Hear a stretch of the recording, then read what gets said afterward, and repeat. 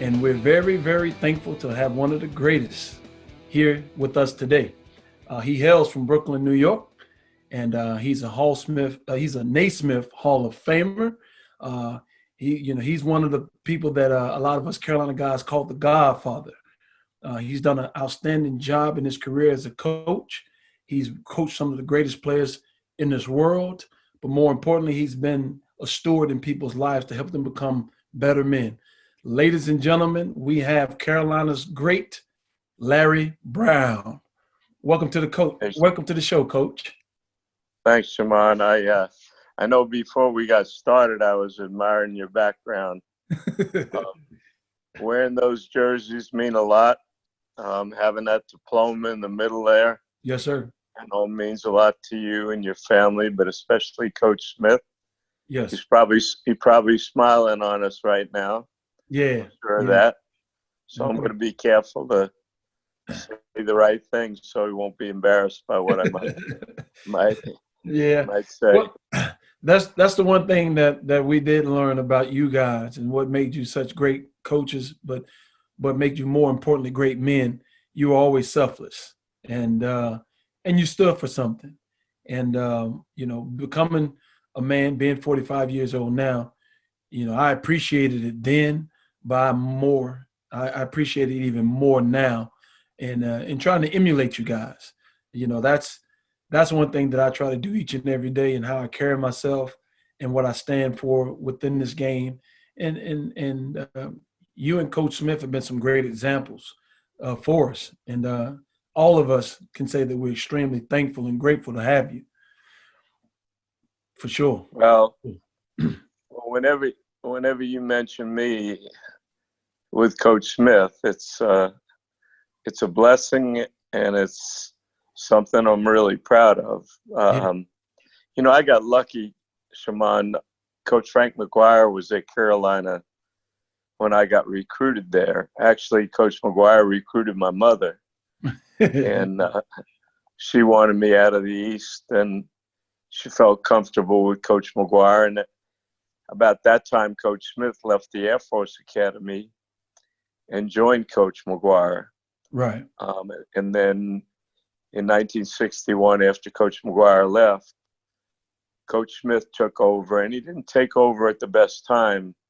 The basketball scandal was in 1961. Mm-hmm. The Grady University of North Carolina was punished. We had only 16 games on our schedule the first year Coach Smith coached, 14 ACC games, and Kentucky and Indiana on the road. How about that beginning? Right. A few of our better players were ruled ineligible.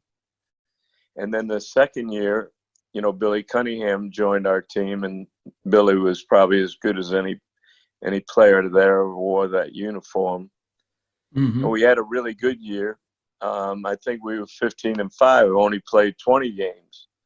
And Coach, he was restricted in the areas he could recruit, the number of kids he could bring in. But he persevered. The chancellor of the university loved him, respected his values, and knew he cared about kids. And lo and behold, he went over 870 games and changed the lives of all of us. And, I played for a lot of great coaches, Shammond, I'm sure like you did. And a lot of them impacted my life. I lost my dad when I was young, and, coaches really impacted my life in a positive way. But nobody, I think, had a greater influence than Coach Smith. Not only the basketball, because you and I know what a genius he was in terms of basketball, and, how he taught the game. His values were incredible about playing hard, playing unselfishly, defending, sharing the ball, having fun. And I always used to tease him. I used to say, I write that on the board every day that I coach, but would you mind if I said it'd be nice if we rebounded and defended? And he said, yeah, that would be okay. But after you left, when you say to me you're 45 and have a family, And I'm sure not a day goes by that you don't think of something that had an impact on your life based on how he treated you and how he treated everybody else, and Yeah. how he Yes, sir. expected us to act, because it was a reflection on everybody that wore that uniform. So I'm really grateful for that. I think that's why I never had a job in my life. You know, I did exactly what I wanted to do, Yes, sir. and never went to work. Just wanted to be around kids, smell the gym, and share what he taught me. Yes, sir. Yes, sir. Yeah, he's so influential, so influential. And earlier had an opportunity to speak with Sam Perkins, and the things that he had to say about Coach Smith, and things he said about you as well when you recruited him when you were at UCLA.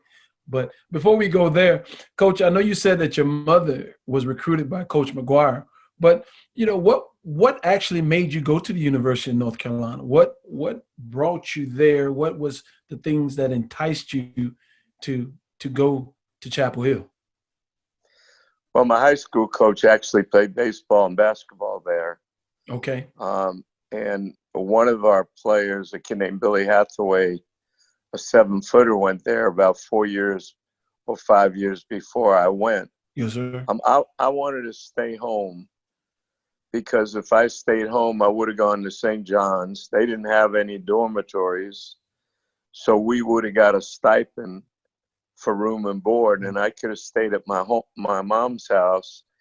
Well, we didn't have a house, but I could have stayed with my mom and taken the train, into St. John's every day, Right. and make her life easier. But she trusted Coach McGuire. He recruited almost entirely from the New York metropolitan area.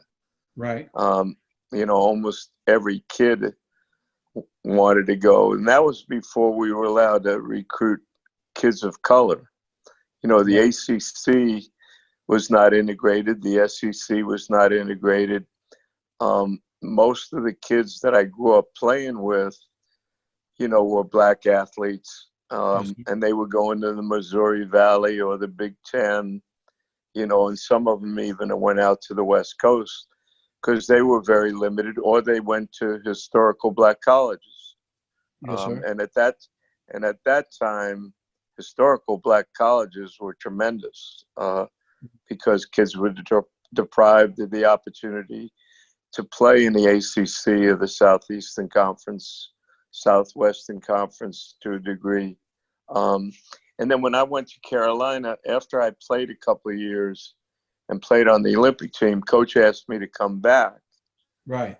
And I had the opportunity to be one of the people that recruited Charlie Scott, Mm-hmm. who was, the first black in the ACC south of the Mason-Dixon line. Yes, sir. And Charles might have been one of the great players we ever had. And Coach his remark to me was, Charles deserves to be at North Carolina because he's a great human being, he's a great student, and he's a great player.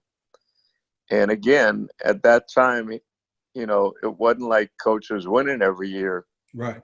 like he did after, Rusty Clark, Grubar, Bunning, Larry Miller, that, Joe Brown, Tuttle, that group, Yes, those sir. groups came in. When that happened, Shammond, everybody wanted to play at Carolina. Right. Right. Right. Right. I mean, you guys really transcended the game, and recruiting Charlie Scott there, it changed the landscape of basketball, but more importantly, it changed the thought process of the university. And you and Coach Smith recruiting Charlie really opened the doors for all the other African American athletes that followed. And so, being visionaries like that, I think is something that has benefited you and Coach Smith a great deal in being, such men that, hey, you're going to stand for what's right. How were you able to use that when you became a head coach? Let's talk to us about accepting your first head coaching job. Well, my first coaching job, I played for Goodyear, played on the Olympic team. Coach brought me back to Carolina to coach. That was when freshmen were ineligible. And the first recruiting class we had was Rusty Clark, Grubar, Bunning, Joe Brown, Gerald Tuttle. And that's the first group that ever won 3 straight ACC championships, 3 straight ACC tournament championships, and went to Final Four all 3 years. It's never been done again. Right. And I don't think it ever will. And unfortunately, that was the same time Lou Alcindor happened to be at UCLA. Right. But really, Shammond, I didn't even have a clue that the ACC wasn't integrated. Never even entered my mind. Right. But coach, it entered Coach's mind because, the state was pretty diversified. We had some unbelievable historical black colleges in that state. Yes. John McClendon coached in that state, who was a mentor to me, actually offered me my first coaching job at Kentucky State. But Coach felt it was the right thing to do. And I was so lucky being there with John Lotz and Coach Smith. And he treated Charles like anybody else. And Charles fit into the student body. And it had to take a special person like Charles Scott to be the first one, because it wasn't always easy for him. Mm-hmm. I was with Charles a lot during the first couple of years. And I didn't realize things that he was going through, things that he was subjected to. But he was a great student, a heck of a guy, and he really had the support of Coach and the whole administration. And like you said, look now, look at all the great athletes that have gone through our program, black, white, you name it. Mm-hmm. As long as you were a decent human being, you wanted a quality education, and you cared about playing the right way, Coach Smith, Phil, Bill, Eddie, Roy, they were going to recruit you. And I think the proudest thing that Coach would probably tell everybody is, you look at the families of the kids that have graduated and the success their families have had. I think that's what made Coach the most proud. He never talked to us about winning. That never even came up. It was all about treating your teammates with respect, respecting the university, and acting the right way. And I think now, when we think about what's going on in our country, he'd be the foremost, most outspoken person in talking about how we need to do better. Mm-hmm. And I think he'd probably make a hell of a president, to be honest with you. For sure. There's no doubt about that. You're spot on with that. He would most definitely be outspoken, and he most definitely could be the president of the United States. He was just that revered and loved. He was. But you're doing the Coach Smith to me though right now. You're deflecting when we want to talk about you, Coach Brown. That's how I can tell. Hey, of the same cloth, man. That's the one thing that I really wish that I could have done. I wish that I could have had an opportunity to play for you.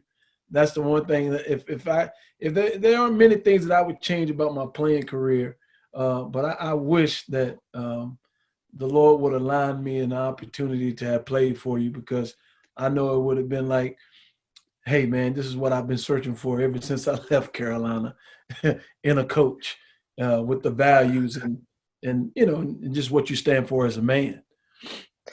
Well, if you look back on me, you had mentioned earlier how many great players I coached. I had as many great coaches that sat next to me. Mm-hmm. And I learned from the greatest coaches of all time, not only Coach Smith and Coach McGuire and Mr. Iba and Alex Hannum and John McClendon and Pete Newell. I can go on and on. They all influenced me. And I always felt like I fell short when you talk about those names and the people that I'm trying to teach and live up to what they meant to me. But basically, my values, when I look back on all the things that really mattered in my life, it was all coming out of those people and primarily Coach Smith and what he taught us.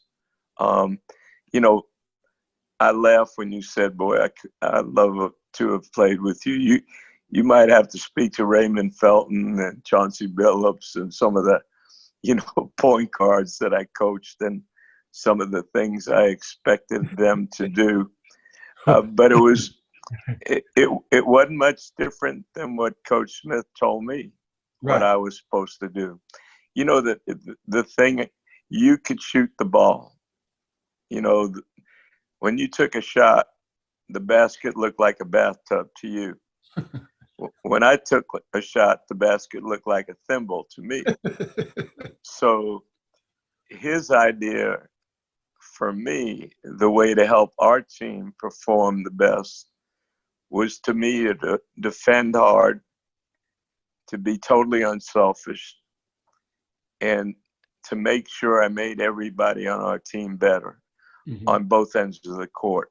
Right. And that defined my role, which he was very clear about, in his coaching. And I don't think enough people today are coaching kids that way.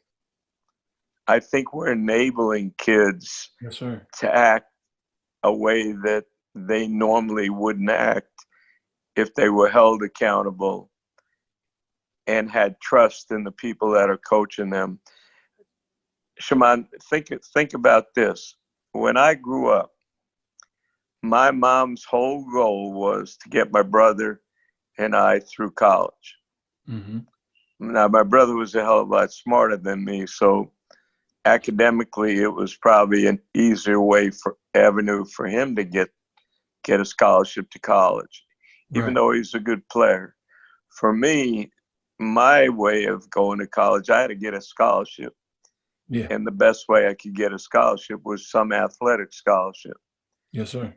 But my mom's whole life was to make our lives better. Now I see so many young kids, and I know you deal with some of the best players in the country. Some of these young kids that are playing now, they feel like their whole responsibility is to make their parents' lives better.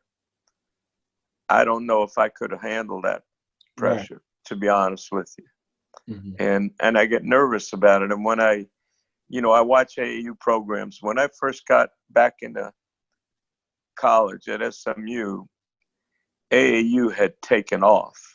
And I heard horror stories about AAU. And then when I watched, I was saying, no, that's not true. That's not right. There's a few AAU programs that aren't great, but the majority of them are great. They're giving kids an opportunity to be seen by other colleges, to have a chance to go on and get a degree. They get to travel where they never would have had that opportunity, stay in nice hotels, eat 3 meals a day, and play at a high level for some really, really quality role models. Right. So AAU ball blew me away. I became a big fan of that. And then now I look around, the thing that troubles me is these kids are impatient now, Shammond. They go to college without thinking about getting a degree. Coach Smith would never have allowed us to think that way. But if we were good enough to leave early, if we were going to be a lottery pick, he'd make sure you leave early. But he'd also put it in your contract that you had to come back to Carolina and get a degree, and you'd probably make more money because it was part of your contract. And I don't know, very few kids that went to Carolina that you and I know left without a degree at some point, and some left early. But that was total unselfishness on his part. I think most of us who stayed at Carolina, that was the best 4 years of your life.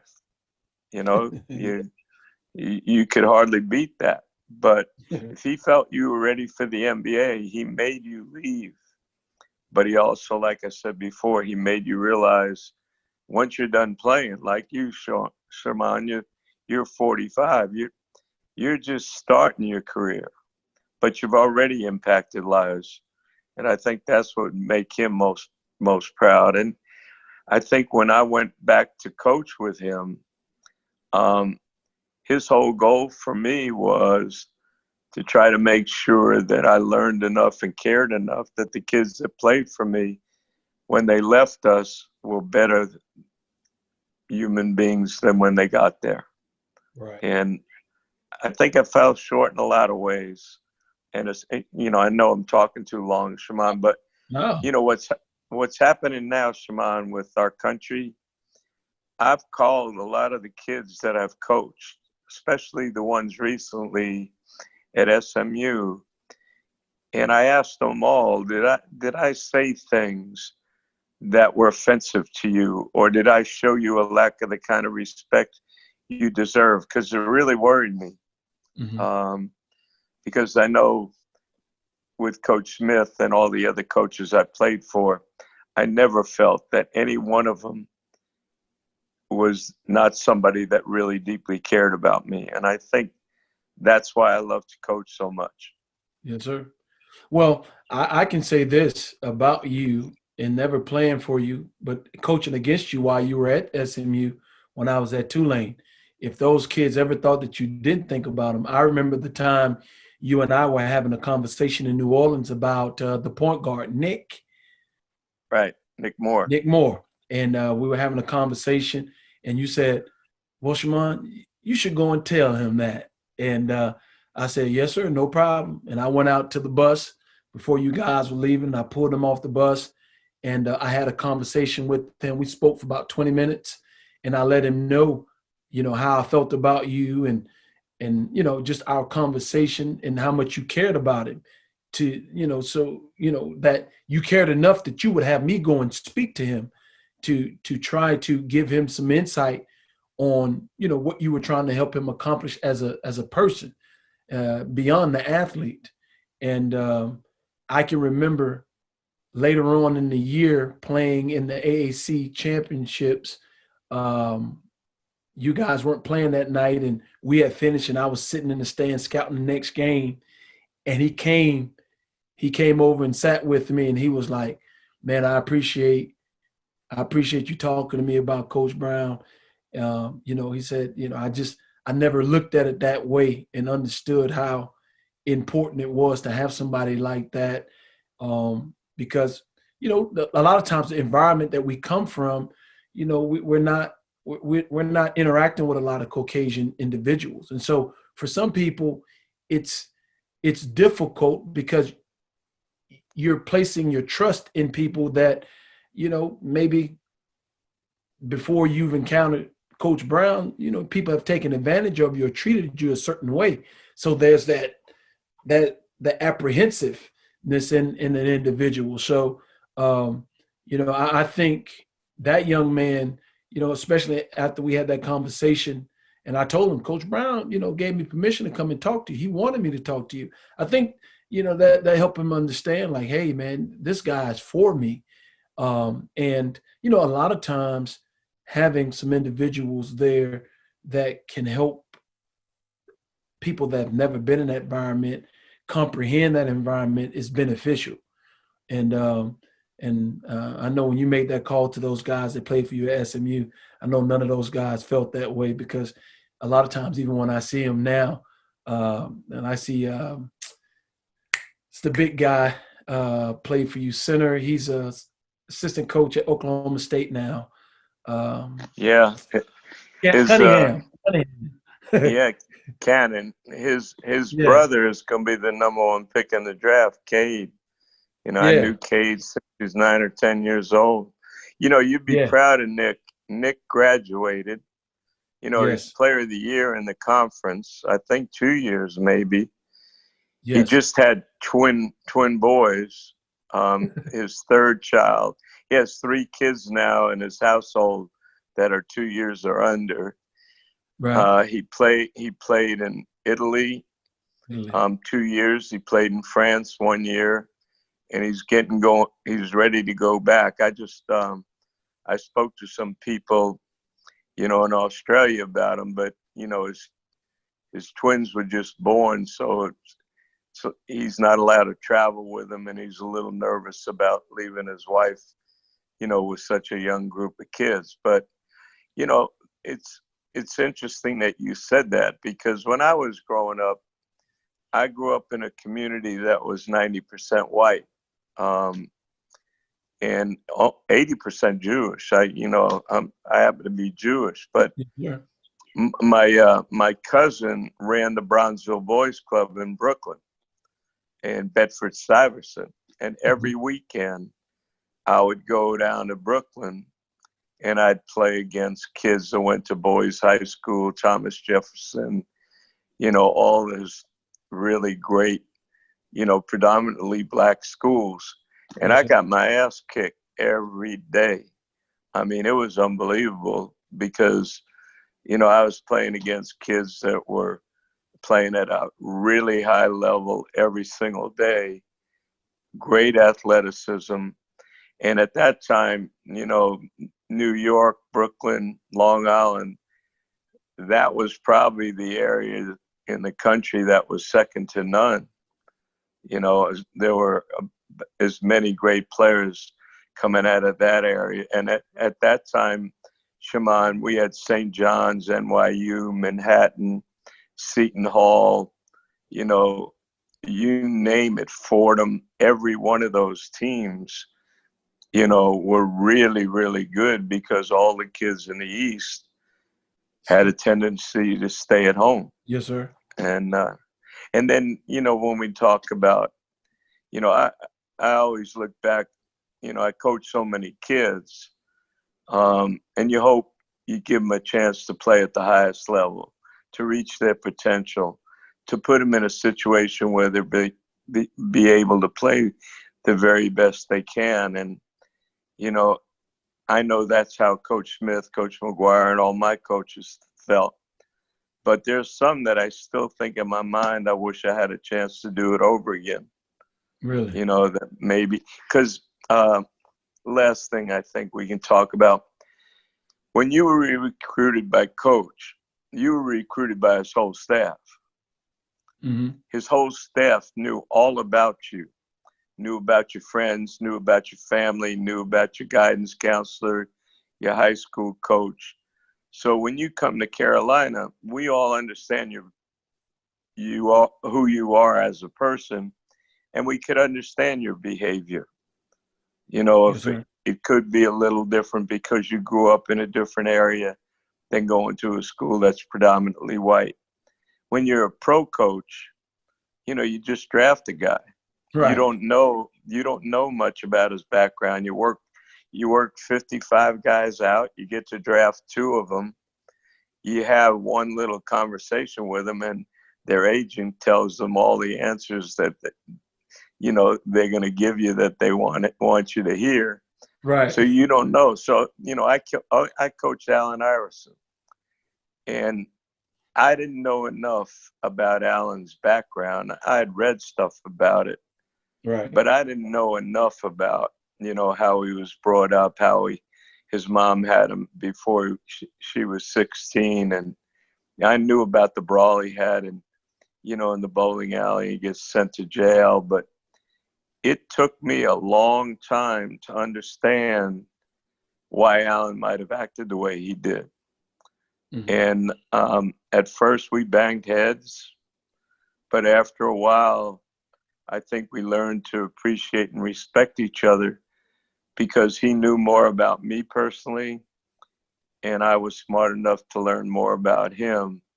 And I had people around me also that helped me, in terms of dealing with Allen and getting us to understand each other and why we acted a certain way.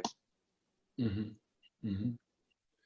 Well, speaking of Allen Iverson, most people would like to know, in some regard, in your mind, Coach, which is a difficult question because I know how you are.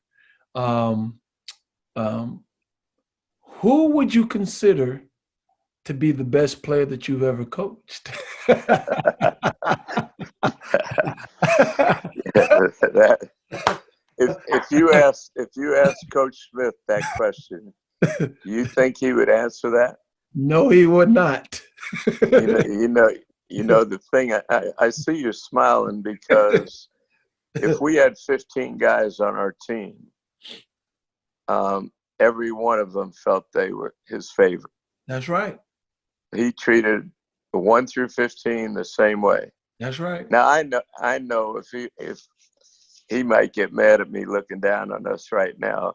I know who some of his favorite guys were. Right. I do, but nobody else would. He wouldn't do that. I coached so many great ones that it'd be impossible for me to tell you that. You know, I wouldn't feel right. But I'll tell you this about him. He's the greatest athlete I've ever been around. He might be as great a competitor as I've ever been around. And he might be the toughest person I've ever been around. If he played today, Shammond, with the way you can't touch anybody and with the way they space the floor, he'd average 50.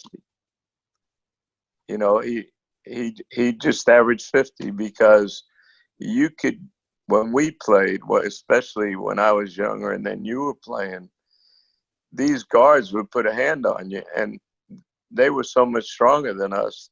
They would guide us everywhere we would go. I mean, there was, when you talk about physicality, I mean, you were playing against men. Now, look at this. You know, I'm not taking anything away from the championship, but Hero, Robinson, and Bam were 3 guys that played in the finals of the NBA championships.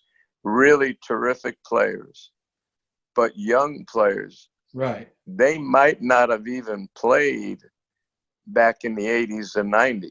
That's right. You know, they would have waited 3 or 4 years and then probably got experience. And at the time they were ready to play, they would have gotten the minutes they deserved. And also, they would have probably went to 4 years of college. No question. You know, Michael, he went 3. Kareem went 4. Larry Bird went 5. Yes. You know, so people don't understand that. And now you look at the NBA, you know, it's a different product now. There's so many younger kids playing, and if they don't play right away, they want to go somewhere else. Right. And, you know, I took over 9 teams in the NBA. Only one of them had a winning record, and that was Detroit. And I was lucky. I followed Carlisle. He had some really good values defensively. And, you know, Joe's whole thing, Dumars, who hired me, wanted some of the younger players to play. But when he said younger players, we were talking about Tayshaun Prince, who graduated Kentucky. We were talking about Memo Okur, who played, you know, in the Euro League in Turkey. Yep. They weren't 18 or 19-year-old kids. Right. But you know, but I found out with the teams that I coached that had losing records, they either had a bad locker room where they didn't have older guys that taught young kids how to behave, how to be a pro, what values were important in order for a team to be successful, or they might not have had a great coach, or they might not have had great management. But the good teams had great coaching, great management, and great leadership in their locker room. And this is the problem I see now. These kids are leaving college so early, and college coaches are great. I mean, they're really good, and they prepare you. The longer you stay at a great program, the better chances of you having success. I'm not including LeBron. I'm not including Kevin Garnett. I'm not including Kevin Durant or people like that. Yeah, there's golfers that leave at 18 and 19, or tennis players, baseball players. I get it. But the majority of kids should stay in school because, God forbid, something happens. At least they're going to get a degree. And you and I know there's life after basketball. I'm 80. I finished playing at 32. And, I had so much going for me after, I left Carolina, after I stopped playing. You look at Kobe. Kobe played 20 years. But I think the next 20 years of Kobe's life would have been even more impactful in a positive way than even the great 20 years he had as being one of the greatest players to ever play, because of the things that he was doing about champion women's basketball and doing a film and showing people, there's other ways you can contribute once you're finished playing. Right. Yes, sir. Yes, sir. Well, tell me this, Coach. Being one of the very few that have ever done it, and maybe the only one that has ever done it, winning the national championship and winning the NBA championship, tell me which one of those were the hardest? Well, I'm the only one that's done it so far. Hopefully, There you go. Right. Hopefully that'll happen, and I'm maybe one of the few that had a chance to do it. So maybe that's probably one of the reasons it happened. That's your greatness, Coach. That's your greatness. Yeah, the thing that I've found out, the hardest thing is to make great players play as good as they're capable of playing. Mm-hmm. I think the greatest gifts you can have as a coach is bring out the very best in whoever you're teaching. Some of the better teams I had and the more fun I had as a coach didn't win a championship, but every single night they played their very best. They played up to their potential. And I had more fun, I think, doing that than being around a team that was expected to win. My Kansas team that won in '88, we lost our second best player to his second ACL injury. We had two kids flunk out of school that were really good kids and really high quality players. They just got a little bit lax, and it was probably my fault as much as any. And then we had one kid leave because of a disciplinary problem. That '88 team that won, we lost 5 games in a row in the middle of the season. And I told them after the 5th game, we were getting better. We were going to be as good as anybody. Now, I had the best player in the country in Danny Manning, which always helps. But I could see every single day us understanding the role, how important it was to defend, how important it was to be unselfish, how important it was for us to play harder than anybody. And then for Danny to understand, in order for us to really be great, he had to play like the best player and accept that responsibility. Because that was really hard for him, Shammond. Mm-hmm. Then when I went to Detroit and we won, we had a great team. We could really guard, but we became the best team when we got Rasheed Wallace. I was about to ask you about him next. Yeah, well, you and I know, whoever played with Rasheed or coached Rasheed knows that he might have been as good a teammate as anybody ever had. That's right. Because the only thing that mattered to Rasheed was that we won and that you did the things the way coach expected you to do it. If he scored 50 and we lost, he was terrible. He didn't like it. If he scored 5 and we won, which was very rarely that he scored 5, he was the happiest guy in the world. Mm-hmm. He made everybody on our team understand the importance of communicating. He was one of the few guys that I ever coached that talked all the time. He made our defense better. We held 11 teams that year, Shammond, under 70 points. Mm. We held 5 teams in a row in the NBA under 70 points. That's never been done. They're scoring 70 and a half now. Right. And we had Ben Wallace, who, I can't believe he's not in the Hall of Fame because of the impact he had on the game. We had Rasheed, we had Tayshaun, we had Rip Hamilton, we had Chauncey. Every one of those guys sacrificed for each other. Mm-hmm. And that's why I think our game is this, when it's played the right way, it's the greatest game ever, because if the only way you can win is if you play unselfishly and care about one another. Yeah, that's the truth. That's the truth. I wanted to get your thoughts about Rasheed. He's such a great, he's like my brother. I mean, we talk twice a week. And I know Miss Jackie. Miss Jackie loves her some LB. Yeah, she's a wonderful lady. Yeah, yeah. And so, what? Give me a funny story about Rasheed coaching him. Give me a. I know you have one in the archives. Give me a funny story about old Sheed. Well, I'll give you a good one first. When he played for Coach Coach Smith, Okay. excuse me. Okay. Rasheed took a couple of threes in the corner on the break. And at Carolina, we had rim runners. Your big guy ran to the rim, and then your other big guy was a trailer at the top of the circle. And your first look was to throw it inside. And if you swung it to the big guy, he looked inside. And then if he didn't, he got it to the weak side. Mm. Well, Rasheed came down on a break and shot a three from the corner. And you know how Coach could get.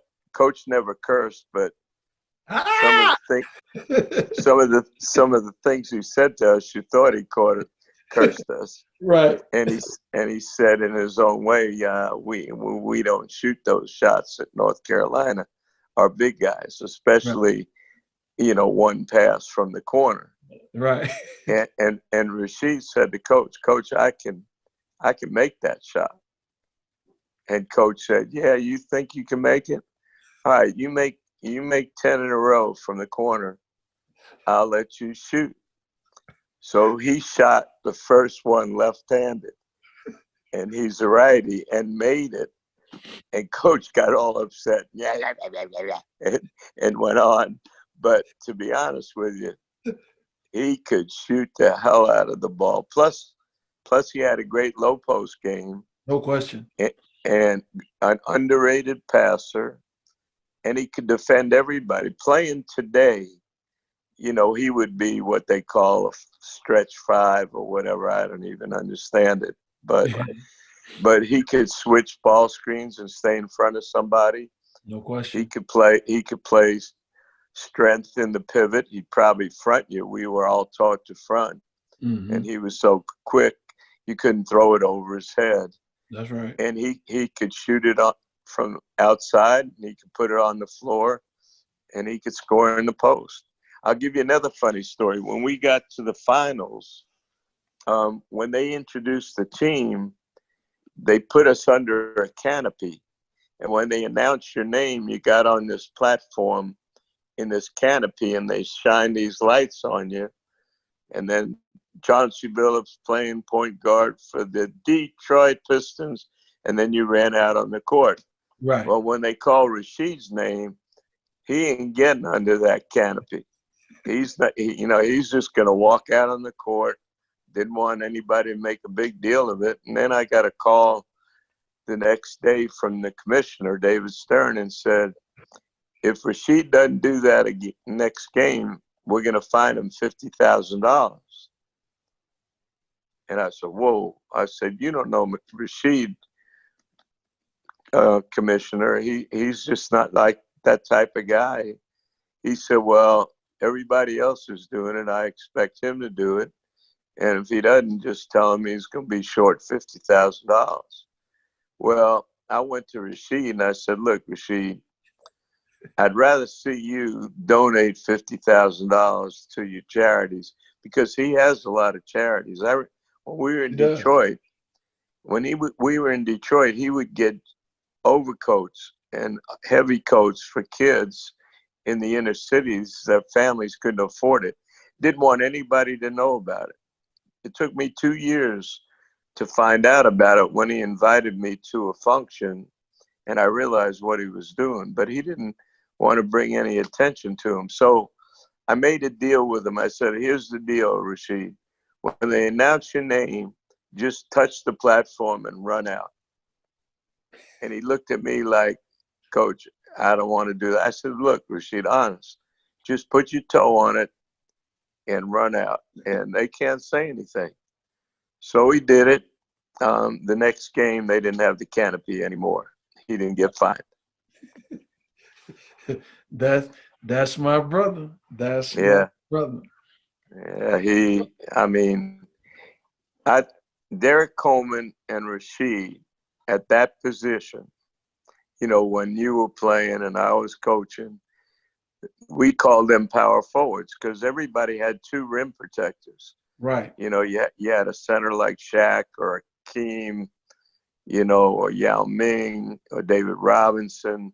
Mm-hmm. It goes on, but everybody had a power forward like Rashid or, some low post threat, some physically tough guy like Oakley or Zach Randolph or Rashid.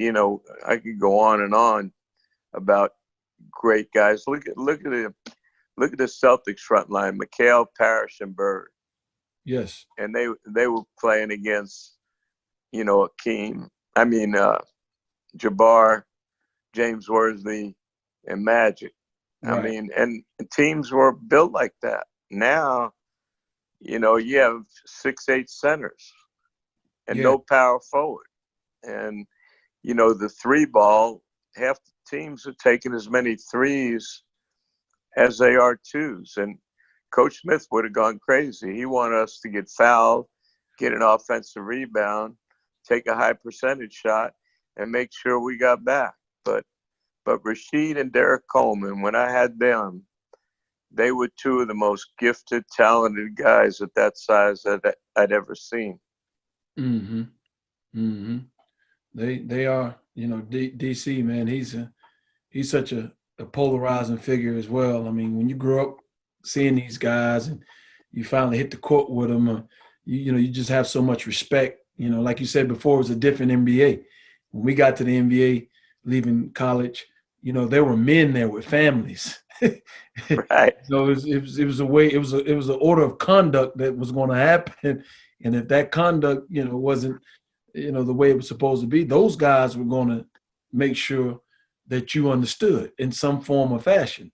And so, you just didn't have those vets and things like that. So, like you said, the game has changed dramatically. But, the wins and losses always are consistent. So with that being said, what do you think is your greatest win? Oh, wow. Well, I've had a lot of them, to be honest with you. But the greatest time I had as a coach is when Coach asked me to come back to Carolina after the Olympics and be the freshman coach and assistant coach. And at that time, we only had 3 coaches. You had the head coach, you had John Lotz, and myself. Mm-hmm. And he wanted me to be the freshman coach so I would learn how to coach. Right. I used to bring him my practice plan, Shammond, every day. We always had that practice plan. You had to know the thought of the day. That's right. Remember? If he would question you and you didn't know the thought of the day, you were going wrong. You were in some serious trouble. But he allowed me to learn how to coach. And the amazing thing was I was just doing things that he taught me. Right. So when my kids went from their freshman year to the varsity, there were no drills or no terminology or no values that were going to be any different than what Coach Smith expected of you. Right. But I had so much fun doing it. And then plus there were only 3 coaches, and Coach Lotz, what unbelievable human being he was. Yes. So yes, we just had an amazing group to to work with. Now, Philadelphia, when they fired, Brett Brown, Mm-hmm. he had 17 coaches on his staff. Wow. Think about that.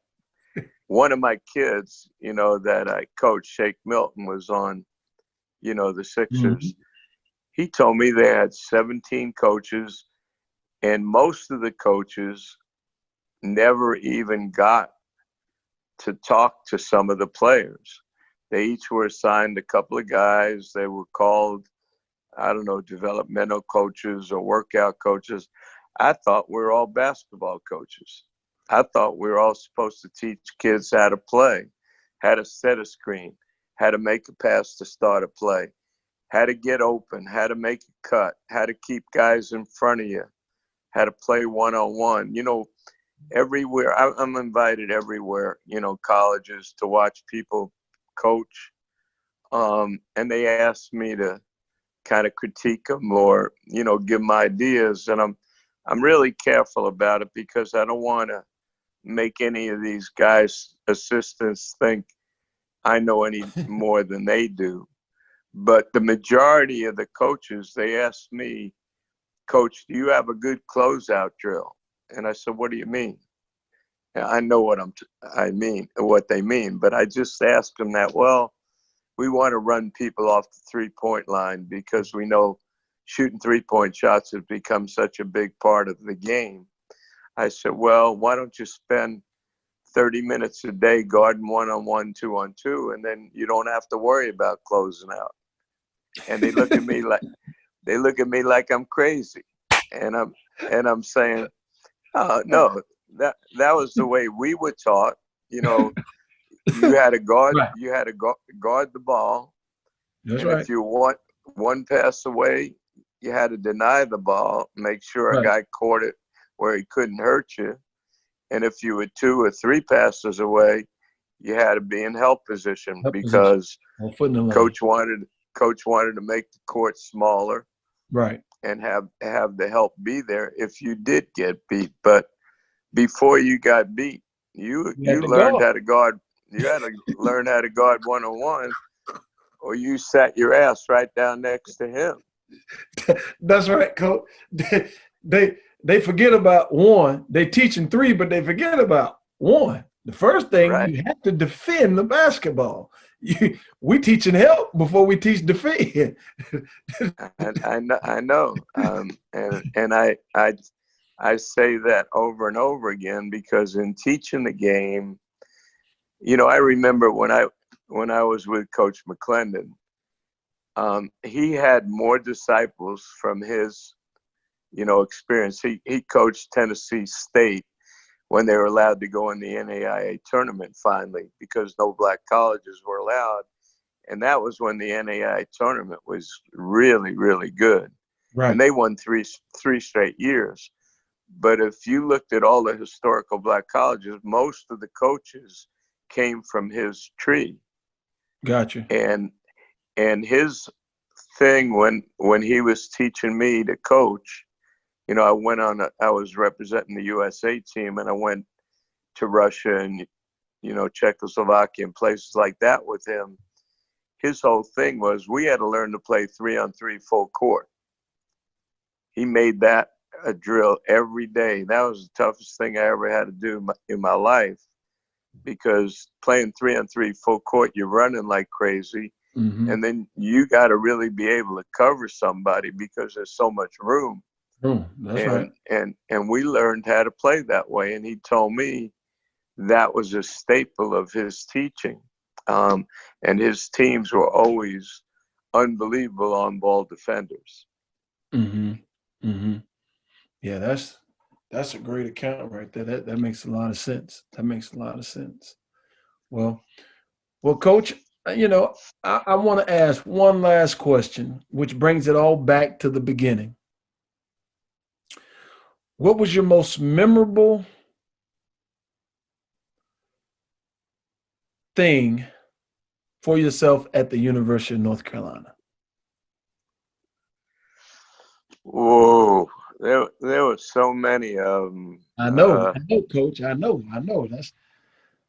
but Most people if I, say, I could think of a lot of them. Yeah, getting my degree was great because it was a struggle. I mean, hmm it was not easy for me because one, my interests were not totally in academics. I went to class just because I wanted to be eligible to play, to be honest with you. And that was putting on that uniform was hmm really something that was important to me because shortly after I went to Carolina, they had won the national championship in 1957, going 32-0 and beating Will Chamberlain in triple overtime. And we beat Michigan State in triple overtime in the semifinals that same year. But the greatest thing for me, to be honest with you, is the relationships with the people that were connected with that program. And it started with Coach Smith and Coach Lotz and Coach McGuire. hmm And then the other thing was when he asked me to come back and be assistant coach there with him shortly after the Olympic Games. That to me was something that I think of all the coaching experiences I've had, and they all have been great, even though, there's been some that we lost and some that I felt I could have done a better job. But being the freshman coach and the assistant coach at the University of North Carolina and working with and for Coach Smith, with Coach Lotz, I think is the thing that I remember most and appreciate most. That's awesome. That's awesome, Coach. Well, I'm gonna say this: we are very, very, very appreciative of who you are as a person. A lot of people can always look up the things that you've done as a coach, but I've always had fond respect for you. When I see you when we were recruiting, I see you out on the road. I run over there with my chair. Hey, coach, you want to sit down, baby? I just having a lot of conversations with Coach Smith. Coach Smith and I were really close, and he always held you in high regard. And you know, I don't think you might not remember this, but as a sophomore, you brought the Indiana Pacers to Chapel Hill for training camp, and you let me sit and watch practice. And I would, every little break, I would come back. I would sit underneath the bleachers, and I would watch you run practice, and I would watch you, teach the guys plant your inside foot when you're coming off the screen. If you done had a shot, then rip the basketball low below your knees, and those types of things. And I got a chance to meet Reggie Miller and Mark Jackson and Vern Fleming and Hayward Workman and Travis was a rookie that year, and Right. I just used to sit around and just watch you guys practice, and then when I had my own time, I would go and practice those things, and that was my sophomore year, and doing those things in a collegiate game actually helped me a great deal. And people were like, well, what changed a great deal? I don't know if it changed, but I got a lot of information, from pros and watching you guys and just applying it, just just listening and applying it. And I don't think kids understand how important the information is and how valuable it is. And if you're willing to do the work and be a steward of the game, it can be very beneficial. Because after my sophomore year, being in the gym, Coach Smith did come to me, and this is one time he said something to me that it didn't change who I was. It didn't change how I would work. But he said to me, he said, Shammond, you may want to start thinking about this as a profession, because I never thought about being a professional basketball player. And so, like, even now to the day now, I teach kids basketball since I haven't gotten back into coaching, but I teach kids basketball. And, like even the kid, Pat Williams, that's supposed to be a lottery pick this year, if you watch him coach, if he doesn't have a shot, You watch him. He rips the basketball below his knee. I got that from you. Indiana Pacers, 1996, and so, just those things alone, it says, hey, you know what? The game hasn't changed. It's the teaching of the game that has changed. And those who are willing to go and get that wisdom from guys like yourself and be able to apply it and articulate it to others will benefit them dramatically. Because I have Pat Williams, then I have two other kids in this, the top 50 in America this year. I have another kid in 2023 that's top 25 in the country. And I'm teaching them things that I've learned, of course, over time, but I understood why you said rip the basketball through the defense. I understood plant the inside foot. Those things that you were teaching in 1996 are the things that I teach today that help these kids excel. So, not only am I grateful, they're grateful as well. Well, I didn't want to interrupt you, but you were a gym rat. There's a lot of guys, I tell kids this all the time. God gives you the gift of talent, but character is a choice. Yeah. And guys that work the hardest at their craft, even though they may not be the most gifted, generally show the most improvement. Mm-hmm. And if you are a good athlete and are gifted and are a gym rat and have an open mind and accept coaching as coaching and not criticism, the sky's the limit for you. And then it's no surprise that those are the guys that go the furthest. And it's also a quality in life, because if things come easy to you, it's a false sense of really the way things are. Adversity is part of life, and it's how you deal with it. That's why I always loved Coach Smith. He might get on you in practice, and it wasn't criticism, it was coaching. He was teaching you, but you never heard him say a negative word in a game. Right. Unless you were selfish or acted stupid. Mm-hmm. But otherwise, it wasn't about time. It wasn't about score, who was winning. Everything that he was talking about is positive stuff that can make you do your job better. And the thing that we all know, and you're dealing with young kids, once you develop their trust and they know that you care about them, you got them. That's right. You got them. And it's not an easy thing. You said it as, especially with the way the world is now. Mm-hmm. But once they know you care about them and they trust you, they want to be coached, because there is some insecurity in all of us, no matter how talented we are. And I know you've done a great job in that regard. And, that's why when you look at the programs you've been with and the kids that you've impacted, you're going to have a legacy now. I'm just hoping that somebody's smart enough to hire your ass and share what you and I know. I'm dying to, get with some NBA team and be like Tex Winter was, or Johnny Bach, or Pete Carell when they were older, and share what I was taught.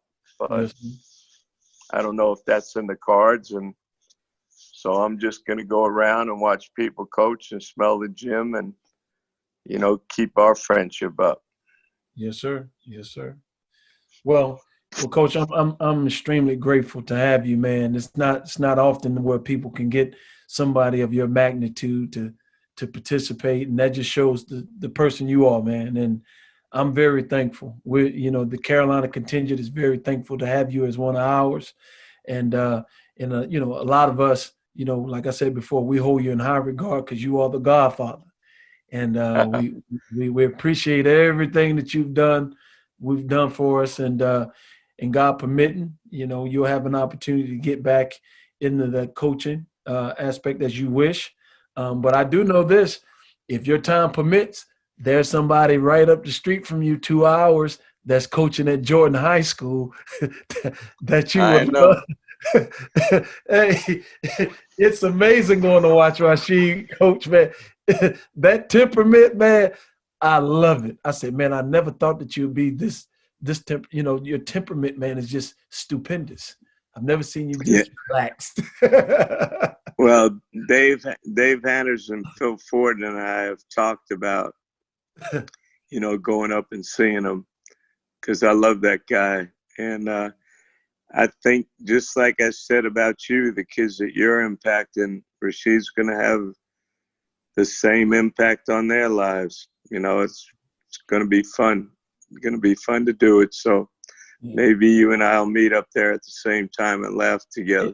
Anytime. If I need to come and get you on the way, I don't mind coming by and picking you up and bringing you back.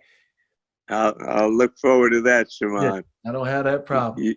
All right. You stay safe. I love you, son. Yeah, love you too, Coach. Thank you so much, man.